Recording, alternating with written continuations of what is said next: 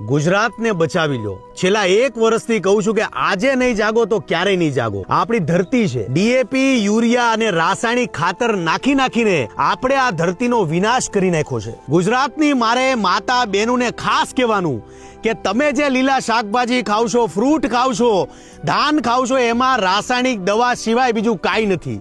અત્યારે હાલત આપણી એ છે કે ગુજરાતમાં કેન્સરના રોગો ઘરે ઘરે પ્રસરી રહ્યા છે। અને યાદ રાખજો, જે લોકો અતિશય દવા છાંટી રહ્યા છે એ પાપના ભાગીદાર બની રહ્યા છે।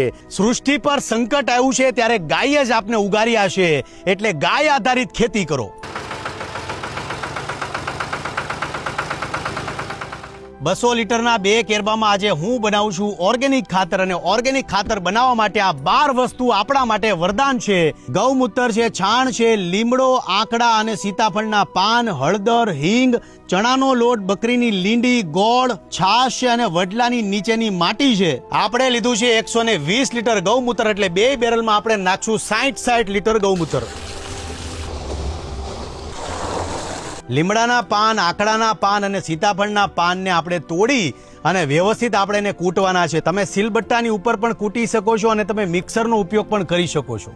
3 પાનની પેસ્ટ બનાવી છે। હવે આમાં જોવાની વાત એ છે કે બકરી કાકરાને છોડીને બધી જ વસ્તુ ખાય છે, પણ સીતાફળના પાંદડા ખાતા નથી, એટલે આ ઔષધિની અંદર સીતાફળના પાન જે છે એ રામબાણ ઇલાજ છે।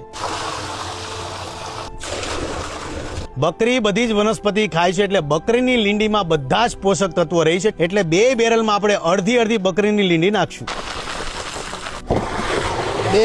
બે બેરલમાં છાશ નાખશું હવે 50 લીટર। વડલાની ધૂળમાં પોઝિટિવ બેક્ટેરિયા રહ્યા હોય છે, જે જમીન માટે સારા હોય છે, એટલે વડલાની ધૂળ મસ્ત છે।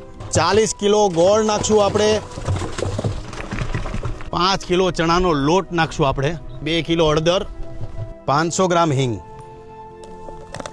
ગાય માતાએ આપણને શું નથી આપ્યું? મેં ગૌમૂત્ર તો નાખી દીધું છે। હવે 90 કિલો છાણને આપણે 2 બેરલમાં નાખશું। હવે મેં મારા ખેતરમાં 600 ઝાડ પ્રમાણે અંદાજો બાંધ્યો છે, તમે તમારા ખેતરમાં તમારા પ્રમાણે અંદાજો બાંધજો। આ ગાય માતાનું છાણ આપણે 2 બેરલમાં નાખશું। હવે 2 કેરબાની અંદર આપણે પ્રોપર મિશ્રણ અનુસાર પાણી નાખી પ્રોપર હલાવીને 15 દિવસ છાયામાં મૂકી દો, એટલે તૈયાર થઈ જશે આપણું ઓર્ગેનિક ખાતર। છાણિયું ખાતર તાજું અને લિક્વિડ ફોર્મમાં હોય તો વધારે સારું લાગશે। વાર પણ આવશે મજા। તાત્કાલિક રિઝલ્ટની આશા જરા પણ ન રાખવી, બાકી રિઝલ્ટ આમાં 100% છે। 2 હાથ જોડીને વિનંતી કરું છું કે ડીએપી છે, યુરિયા છે કે રાસાયણિક ખાતર નાખીને પાપના ભાગીદાર બનોમાં ઈશ્વરનો ડર રાખીને પ્રાકૃતિક ખેતી તરફ વળો। જય માતાજી, જય શ્રી કૃષ્ણ।